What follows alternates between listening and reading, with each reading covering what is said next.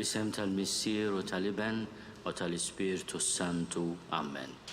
Il-paċi ma'kom.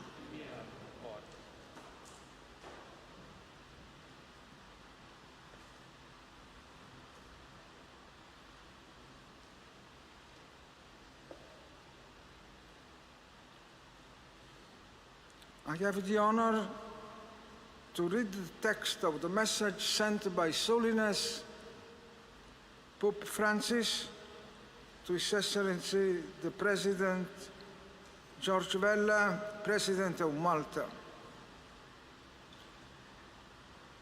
Your Excellency, Mr. President, I send cordial greetings to Your Excellency and your fellow citizens as Malta celebrates its Independence Day, with prayers that the Maltese people will ever dwell in peace and unity.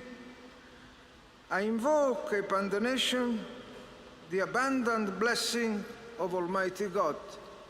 Signed by Pope Francis. Ħutjew narfu ħtijietna biex nitħejjew tajjeb ħalli niċċelebraw il-misteri Quddiesa. Nistqalla Alla li jista' kollox u lilkom ħuti li nadnibt ħafna bil-ħsieb, bil-kliem, bil-emil u billi ħallejt mirijieti tiegħi bl-akbar ħtija tiegħi. Għalhekk nitlob lill-Imqazza Marija dejjem Verġni, lill-Anġlu l-Qaddisin kollha u lilkom ħuti biex titolbu għalija lill-Mulej Alla tagħna.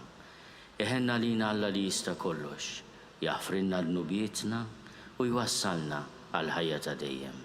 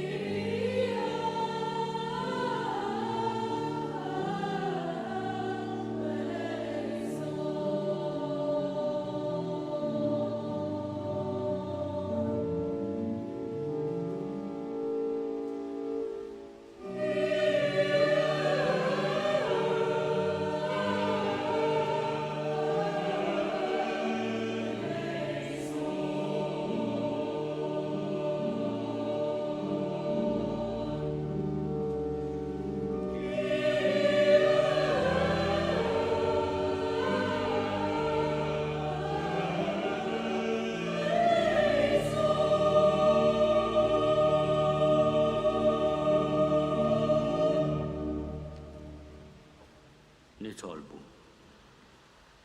U Alla li tqassam kollox bi ħsieb tal-għaġeb. Nitolbu li tjiba tiegħek għal art twelidna biex ikollna mexxejja bil-għaqal u ċittadini ta' ħajja ta' ġieħ li wettqu kollox fl-għaqda tal-qlub u bil-ġustizzja. Ħangawdu dejjem ir-risq it-tajjeb bis-sliem. Bibnek Ġesu Kristu Sidna li hu Alla u miegħek jgħixu jsaltan flimkien mal-Ispirtu Santu għal dejjem ta' dejjem.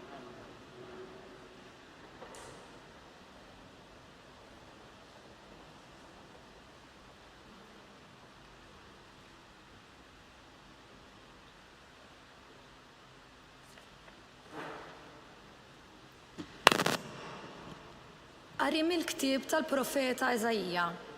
Dan jgħid il-mulej. Araw, f'jum is-sawm tagħkom tagħmlu li tridu u taksu lil ħaddiem tagħkom. Araw, issumu bil-kustjonijiet u l-ġlied u tidorbu bil-pon bla ħaqq. Jekk issumu kif qegħdin issumu issa, leħinkom ma jinstamax fil-għoli. Jaqgħu jien joġobni sawm bħal dan, jum biex bniedem jakkes lilu nnifsu, biex ibaxxi rasu bħas-simar u jimtet fuq xkora u l-irmiet. Tgħidlu int dan sawm jum joġob lill-mulej.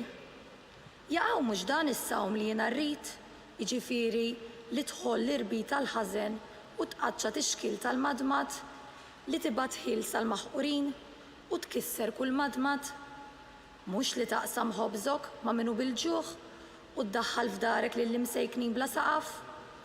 Mhux li tlibbes lil min tara rwien u n-nies ta' darek ma tinsihomx. Imbagħad ifittx b'ħażżerniq id-dawl tiegħek u malajr talaqlek il-ġerħa tiegħek. Quddiemek timxi l-ġustizzja tiegħek u l-glorja tal-mulej timxi warajk. Jekk biss issejjaħlu iwieġeb il-mulej. Jekk tajjatlu jgħidlek hawn jien il-kelma tal-mulej.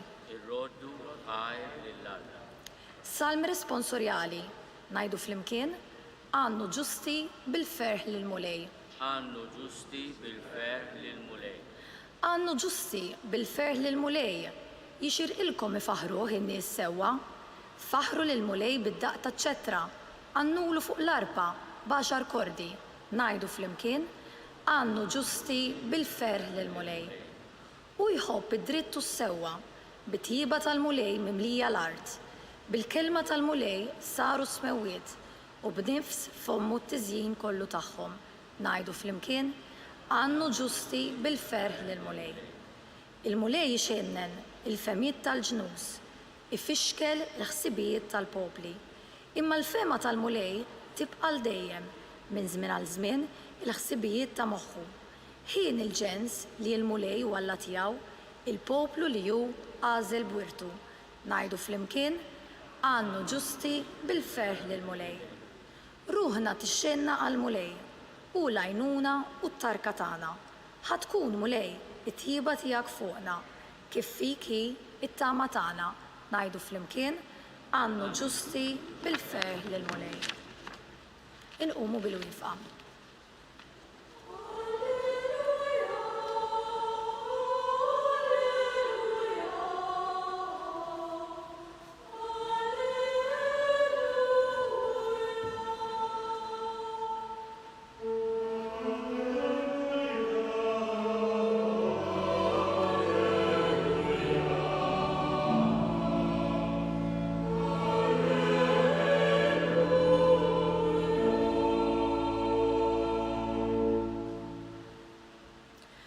Ħatkun mulej it-tjiba tiegħek fuqna, kif fik hi it-tama tagħna.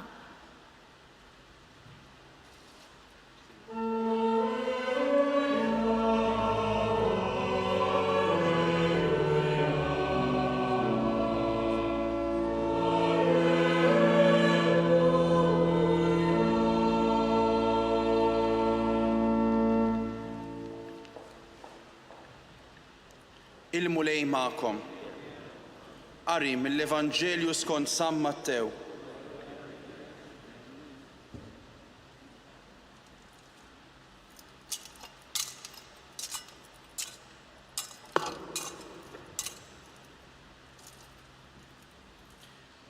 F'dak iż-żmien il-mulej qal, mhux kull min jgħid li mulej mulej jidħol fis-saltna ta' smewwiet, iżda min jagħmel irida ta' missier li hu fis-smewwiet. F'dak il-jum ikun hemm ħafna li jgħiduli mulej, mulej, mhux f'ismek ħabbarna aħna u mhux f'ismek keċċejna xjaten u f'ismek għamilna ħafna mirakli. Imbagħad jien ngħidilhom lilkom qatt ma kont nafkom, warbu minn qudiemi intom li tagħmlu l-ħażen.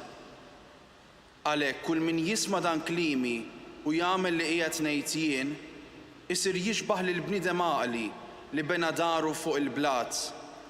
Niżlet ix-xita ġew il-widien, għamu l-irwiefen u ħabtu fuq dik id-dar, iżda ma ġġarfitx għax kellha s-sisin tagħha fuq il-blat. Ma kull min jisma' dan klimi u ma jagħmilx li qed ngħid jien, isir jixbaħ lil bniedem iblaħ li bena daru fuq ir-ramel. Niżlet ix-xita ġew il-widien, għamu l-irwiefen u ħabtu fuq dik id-dar u ġġarfet u kbira kienet il-qerda tagħha. Il-kelma tal-mulej.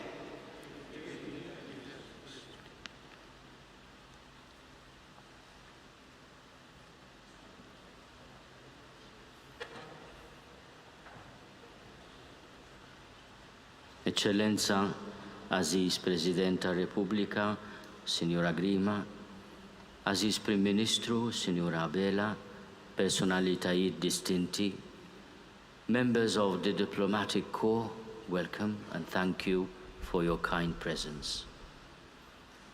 Aħna niċċelebraw jum l-Indipendenza din is-sena nifmu li qegħdin niċċelebraw bħal kull sena pass importanti fl-istorja kostituzzjonali ta' pajjiżna, it-twelid ta' Malta bħala pajjiż sovran immexxi mill-Maltin.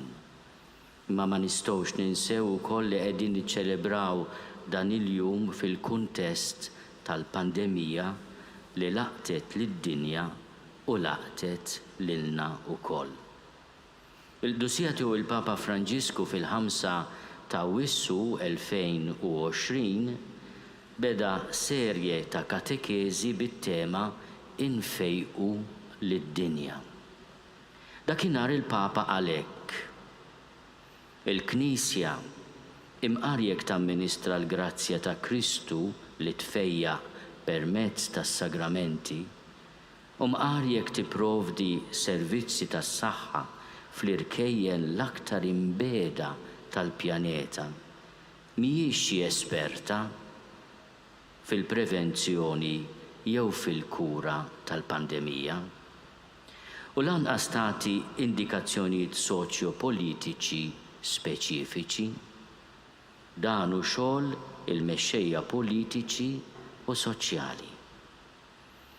Madana kollu mal-medda tas-sekli u fid-dawl tal-Evanġelju, il-Knisja żviluppat xi prinċipji li huma fondamentali, prinċipji li jistgħu jgħinuna nimxu l-qudiem biex inħejju il-futur li tant għandna bżonn. U l-Papa jgħid se nsemmi dawk prinċipali strettament marbuta bejniethom. Il-prinċipju tad-dinjità tal-persuna, il-prinċipju tal-ġid komuni, il-prinċipju tal-għażla preferenzjali tal-foqra, il-prinċipju tad-destinazzjoni universali tal-ġid, il-prinċipju tas-solidarjetà, il-prinċipju tas-sussidjarjetà u l-prinċipju tal-għoża għad-dar komuni tagħna.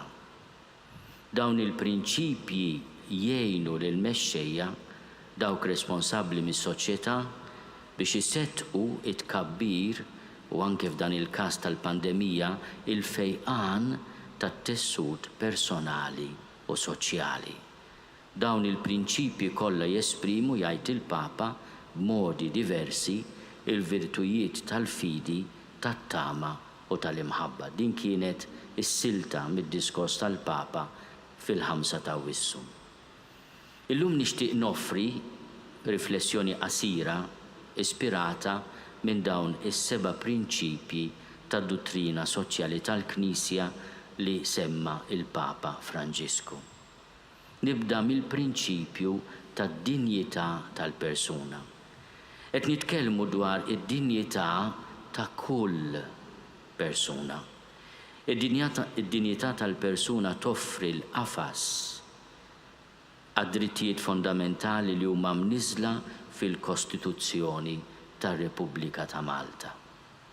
L-ewwel fosthom huwa dritt għal ħajja li jfisser rispett għal ħajja ta' kull bniedem mill-bidu tal-eżistenza umana mit-tnissil sa tmiem naturali tagħha.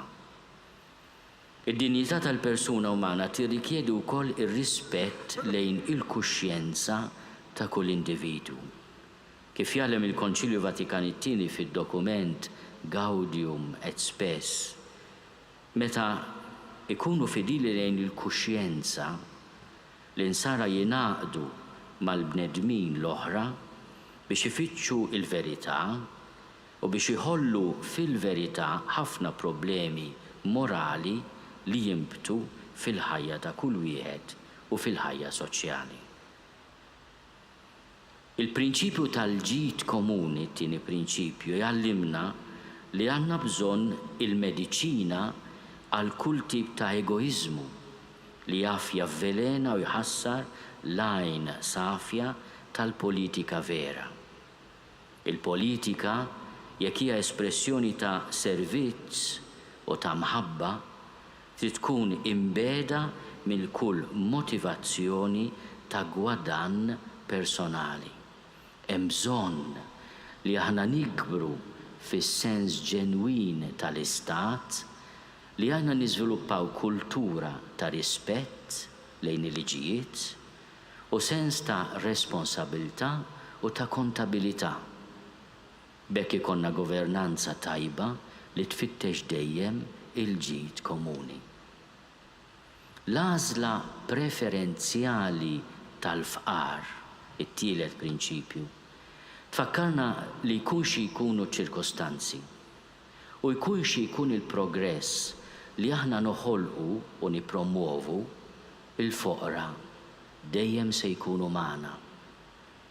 Huma dejjem fostna u spiss ukoll iħabtu fuq il-bieb ta' xtutna fil-migranti u fir-refuġjati li jitolbu l-għajnuna tagħna.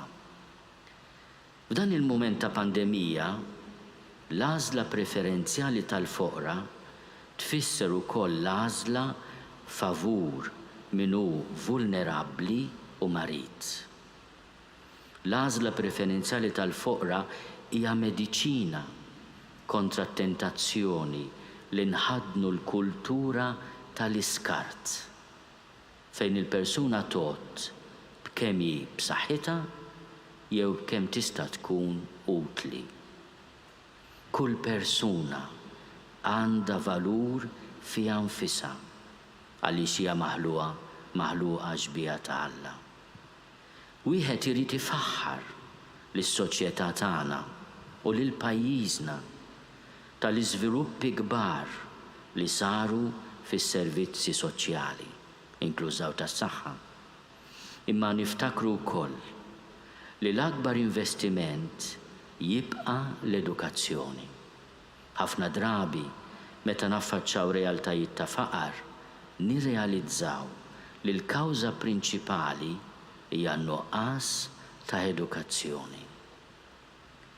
Prinċipju ieħor li jsemmi l-Papa huwa destinazzjoni universali tal-ġid.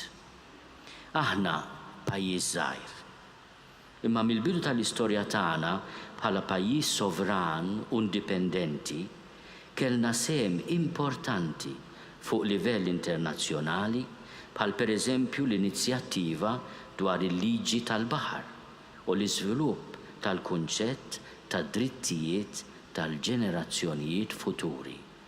Tajjeb li f'kull qasam internazzjonali inkomplu ninsistu dwar it-qassim ekwu tar-riżorsi u tar-riżultati tar-riċerka.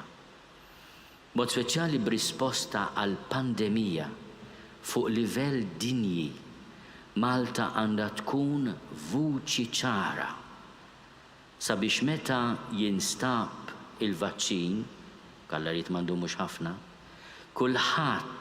kulħadd ikollu sem minn dak li jkunu produċew pajjiżi li forsi huma ħafna ikbar u iżjed sinjuri mill-oħrajn.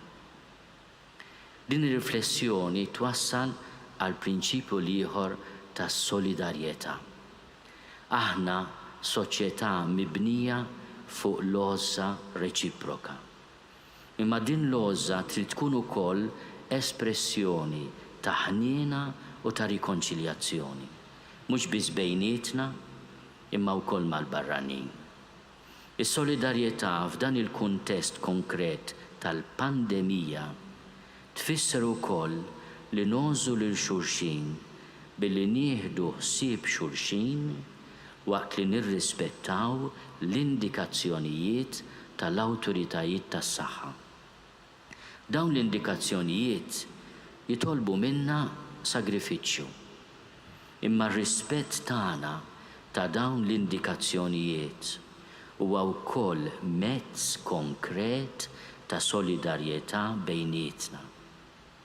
Kemm tkun ħaġa sabiħa li aħna nimmaturaw bħala nazzjon sovran, autonomu u indipendenti, nieħdu ħsieb li nirrasnu il-klimiebes lejn xulxin u lejn il-barranin, mod speċjali fil-kummenti online.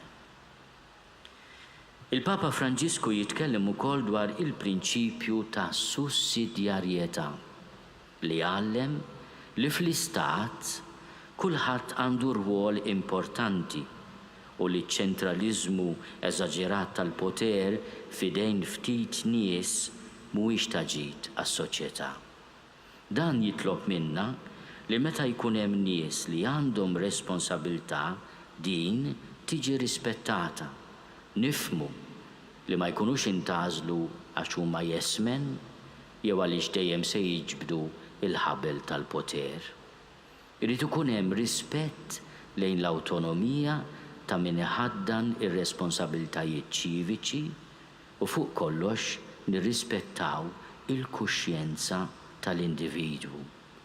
Il-prinċipju tas sussidjarjetà jgħin fuq kollox biex kull ċittadin jieħu sehem fit-tmexxija tal-istat, kulħadd skont ir-rwol tiegħu, imma fuq kollox kulħadd skont il-kuxjenza retta tiegħu. L-aħħar prinċipju li semmi l-Papa huwa rispett għad-dar komuni. Dan jitlob minna l-infurzar tal-liġijiet ambjentali tajbin ħafna li l-Parlament Malti ta' lil pajjiżna. Imma mhux biżżejjed li jkollok liġi tajba, irid ikollok ukoll min jinfurza. Fuq kollox, irid ikollna edukazzjoni għal kuxjenza ekoloġika diffuża. Il-promozzjoni tal-kwalità tal-ħajja tibda mill-bank tal-iskola jew insomma llum online. Imma tkompli wkoll bl-eżempju li l-istat jagħti meta jagħmel għażliet importanti u li l-għażliet tiegħu ikunu favur il-kwalità tal-ħajja taċ-ċittadini u fl-istess ħin sinjal profetiku li jivvalorizzza l-ambjent. L-ambjent, il-ħolqien, huwa don kbir tal-ħallieq. Huwa teżor prezzjuż li aħna qegħdin hemm biex inħarsuh għalina u għal ġenerazzjonijiet futuri. L-għarfien ta' sbuħija tal-patrimonju ambjentali tagħna, tad-doni tal-ħolqien li dawruna u ta' sbuħija tal-ambjent mibni li ħallewna missirijietna iġeluna nieqfu qabel nagħmlu binja ġdida oħra mingħajr sens ta' sbuħija jew mingħajr sostenibilità. Għandna gżejjer sbieħ li ma ħloqnihomx aħna. Għandna komunità sabiħa li llum gburija li hija sovrana u awtonoma. Jalla l-għoża ta' dawn is-seba' prinċipji li semma l-Papa Franġisku tejna nippromuovu il-fejqan personali u tat-tessut soċjali tagħna. B'hekk tassew inkunu qegħdin nagħtu ġieħ lil din l-art ħelwa, l-Omm li tatna isimha.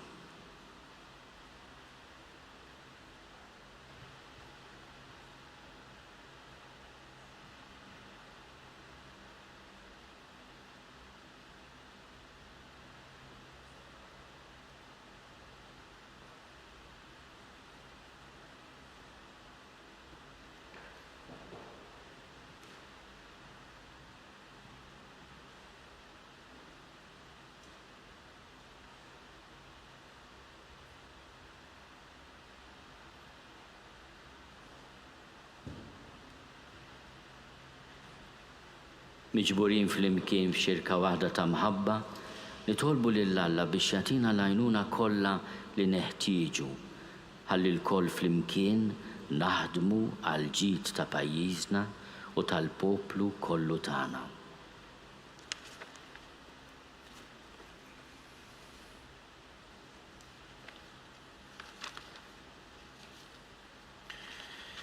Iqaf mulej mal-Knisja tiegħek jew taqdi l-missjoni tagħha li turina it-triq tal-verità u l-ġustizzja. Nitolbu. Ismana nitolbuk mulej. Ħares lil din l-art ħelwa, l-Omm li tatna isimha. Sedda il-għaqda fost daw kollha li għamru fiha u għatina li ngħixu fi slim. Nitolbu. Ismana nitolbuk mulej. Għati l-erf u id-den lil dawk li għandhom it-tmexxija ta' pajjiżna biex ifittxu l-ġid ta' kulħadd b'rispett lejn il-valur tal-ħajja u d-dinjità ta' kull bniedem. Nitolbu. Ismana nitolbuk mulej. Għati s-saħħa lil morda kollha, kun il-qawwa ta' min jieħu ħsiebhom u għati l-erf meħtieġ l-awtoritajiet tas-saħħa f'dan iż-żmien ta' pandemija. Nitolbu. Ismana nitolbuk mulej. Kun dejjem magħna biex f'kull ma naħsbu, ngħidu u nagħmlu nagħtu xhieda konkreta tal-fidi tagħna billi nieħdu ħsieb xulxin f'kooperazzjoni sħiħa bejnietna. Nitolbu. Ismana nitolbuk mulej. Mulej Alla tagħna, isma' t-talb li qegħdin nagħmlulek illum. Għatina dak kollu li hu ta' ġid għalina, l-aktar dak li m'għandniex ħila nitolbuk bi Kristu Sidna.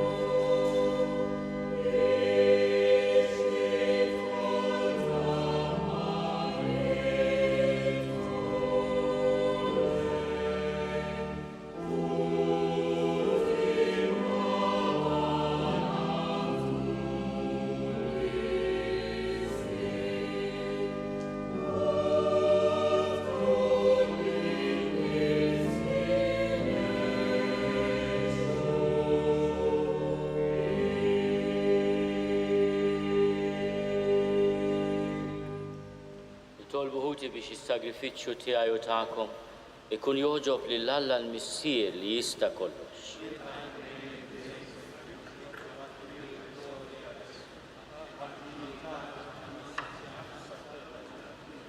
Bit-tieba tiegħek mulej ilqa' l-offerti tal-poplu tiegħek biex bihom niksbu dawn is-sagramenti tas-sema dak li bi Kristu si. Il-mulej magħkom. Nerfgħu lubna l-fuq. Niżuħaj lill-mulej Alla tagħna. Sewwa xieraq tas-sew mulej missier Quddies, tajjeb u taġid tas-salvazzjoni tagħna li dejjem u kullimkien inrodulek ħajr bibnek il-Għażiż Ġesu Kristu, il-verb tiegħek li bih għamilt kollox, li nbattulna bħala Salvatur u Feddej magħmul bniedem mill-Ispirtu Santu u mwielet minn Marja Verġni. U għatemm irida tiegħek u kiseb għalik poplu Quddies u fil-passjoni tiegħu fetaħ idej fuq is-salib biex joħolna mill-irbit tal-mewt u jurina il-qawmien għal-ħajja. Għalhekk flimkien mal-anġli u l-Quddisin kollha inxandru l-glorja tiegħek u bleħen wieħed intennu. Sanctus,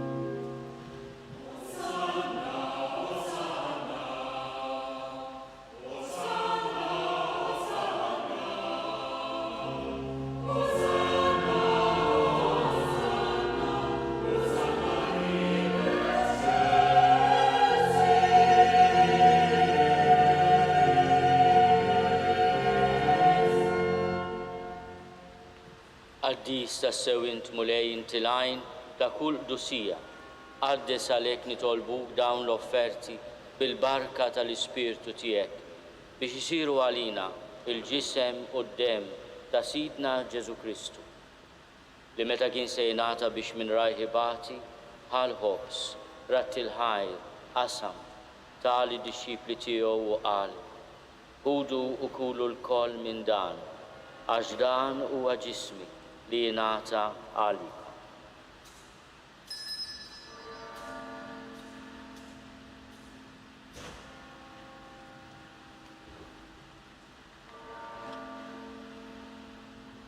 Ekk ukoll wara l-ikla ħal-kalċi reġa' ratti l-ħajr tali d-disċipli tiegħu u qal ħudu u ixorbu minnu l-koll għax dan huwa l-kalċi ta' demmi tal-patt il-ġdid li jibqa' għal dejjem id-dem li xerret għalikom u għal-bnedmin kollha għal-maħfra ta' dnubiet. Għamlu dan tifkira tiegħek.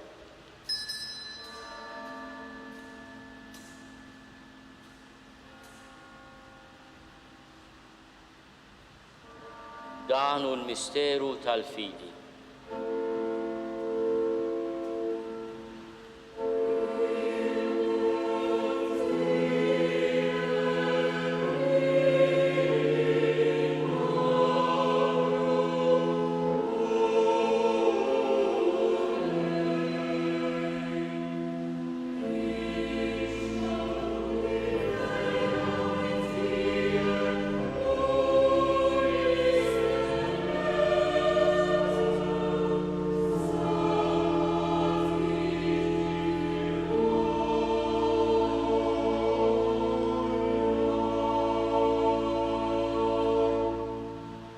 Għalhekk aħna u nagħmlu dan tifkira tal-mewt u l-qawmin ta' Sidna Ġesu Kristu.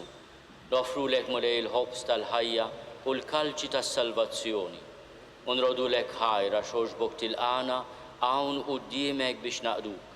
U miċ-ċokontana nitolbu li l-Ispirtu Santu jaqadna f'ġisem wieħed lilna li nieħdu sehem il-ġisem quddiem ta' Kristu. Ftakar mulej fil-Knisja tiegħek imxerda mad-dinja kollha. Wettaqa fl-imħabba fl-imkien mal-Papa Franġisku. Miegħi għaddej tiegħek mingħajr ma jistoqli. Mal-Isqof Joseph li qed jgħinni, mal-Isqof Anton, mal-Isqof Alessandro u mal-ministri tiegħek kollha. Ftakar ukoll f'qutna li raqdu bit-tama tal-qawmien. Ftakar fil-mejtin kollha. Daħalhom quddiemek fid-dawl tas-seb tiegħek. Ħenna lina l-koll nitolbu. Għati lilna wkoll il-wirt tal-ħajja ta' dejjem. Flimkien mal-Verġni Mqazza Alla Marija, mal-arus tagħha San Giuseppe, mal-Apostli, ma' speċjali l-Apostlu San Mattew u l-qaddisin kollha li jgħixu fil-ħbiberija tiegħek sa mill-bidu tad-dinja. Għamel li magħhom infaħruk u nsebħuk Ġesu Kristu ibn. Bi Kristu, ma' Kristu u fi Kristu jingħata lilek Alla Missir li tista' kollox flimkien mal-Ispirtu Santu kull ġieħu glorja għal dejjem ta' dejjem. Ejjew nitolbu. Kif għallimna u ridna nagħmlu li ben ta' Alla Ġesu għas-salvazzjoni tagħna. Missierna li inti fis-smowwiet jitqaddes ismek tiġi saltnatek. Ikun li tritin kif is-sema ejda fl-art. Obżna ta' kuljum atina llum. Aħfrinna dnubietna għal ma naħfru li minu ħati għalina. La ddaħħalniex fi tiġrib, iżda eħlisna mid-deni. Eħlisna nitolbuk mulej minn kull deni. Għatina fi tibu għal-ħina tiegħek il-paċi fi żmien biex inkunu ħielsa dejjem mid-dnub u mħarsa minn kull inkwiet. Aħna u nistennew u nittamaw ilena u l-miġja tas-Salvatur tagħna Ġesu Kristu. Mulej Ġesu Kristu li għat lill-apostli tiegħek, inħallilkom is-slim, natikom is-slim tiegħi. La tħares lejn dnubietna, iżda ħares lejn il-fidi tal-Knisja tiegħek. Għad jaslimu l-għaqda li int trid fiha, int li tgħixu s-saltan għal dejjem ta' dejjem. Il-paċi tal-mulej tkun dejjem magħkom. Għatu l-paċi lil xulxin.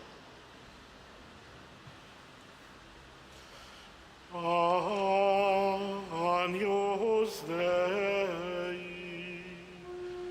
qui tollis peccata mundi.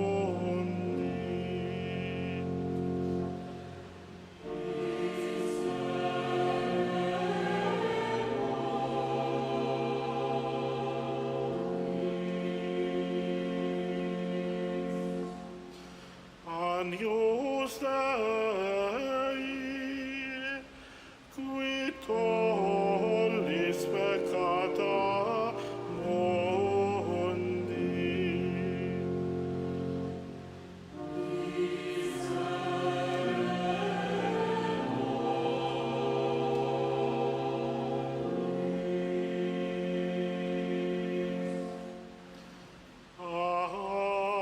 Agnus Dei,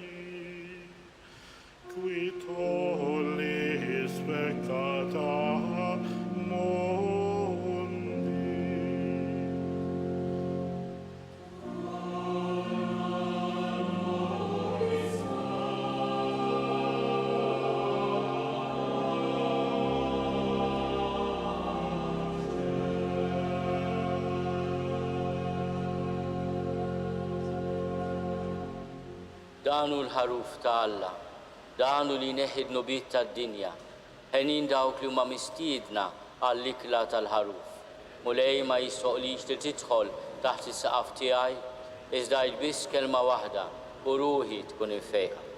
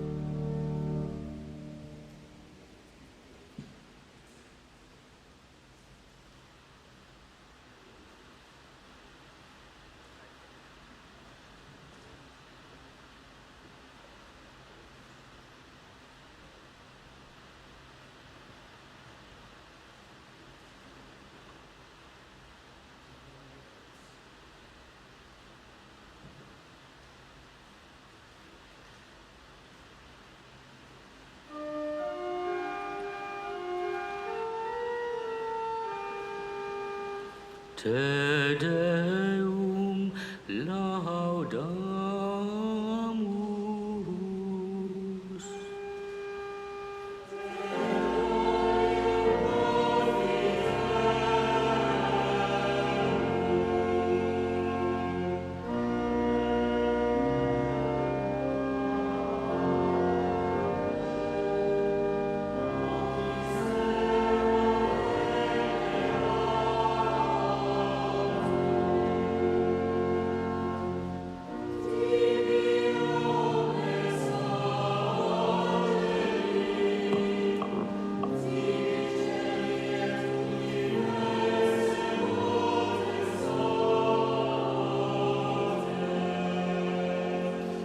Tibi carubim et seraphim,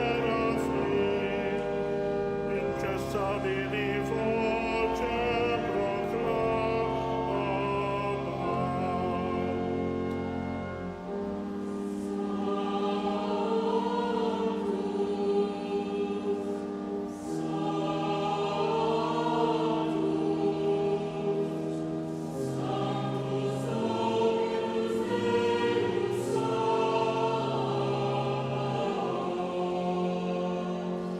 Pleni sunt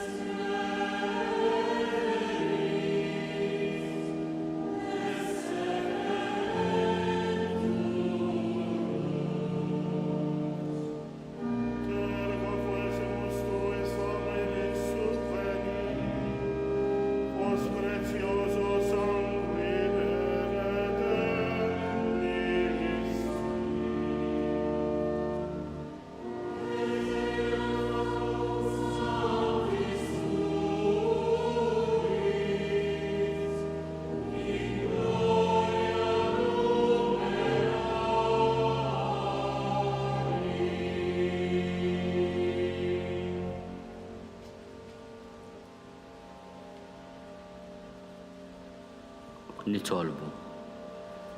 Mulej inti titmana b'dan is-sagrament imqaddes, bit-tiba tiegħek agħtina dejjem il-għajnuna biex bis-saħħa ta' dawn il-misteri niksbu l-frott tal-fidwa li tajtna bi Kristu Sidna.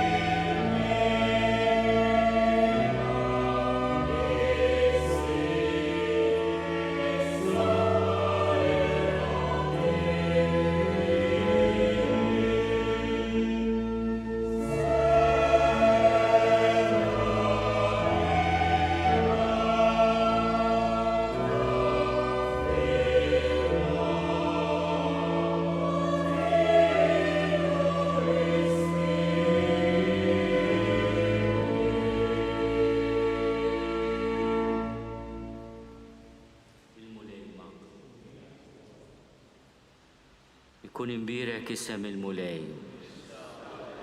L-għajnuna tagħna f'isem il-mulej.